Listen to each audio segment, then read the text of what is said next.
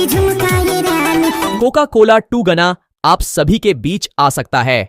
नमस्कार दोस्तों, मैं इसी के बारे में आप सभी को बताने वाला हूं।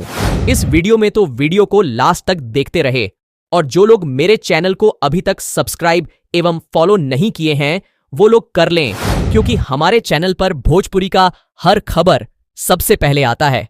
तो दोस्तों, 2 साल पहले खेसारी लाल यादव का एक बहुत ही जबरदस्त और बवाल गाना आप सभी के बीच रिलीज हुआ था। गणनायक फिल्म के ग्राउंड लेवल यूट्यूब चैनल पे खूब ज्यादा बजा था। उस गाने को गाए थे भोजपुरी की टेडिंग स्टार खेसारी लाल यादव और शिल्पी राज ने। और उस गाने की व्यूज की बात की जाए तो इस गाने पे 400 मिलियन से ऊपर व्यूज मिल चुका है अब तक। और इस गाने के हिट होने के बाद खेसारी लाल यादव के फैंस लोगों का डिमांड था कि कोको कोला 2 गाना भी आना चाहिए, और गणनायक फिल्म के मालिक सोनू यादव ने भी बोला था कि कोको कोला 2 गाना आप सभी के बीच आएगा खेसारी लाल यादव के आवाज में, जो कि 1 साल पहले उन्होंने बोला था एक इंटरव्यू में। लेकिन किसी कारणवश खेसारी लाल यादव का गाना कोको कोला 2 आप सभी के बीच नहीं आया। लेकिन इसी बीच एक बहुत ही बड़ी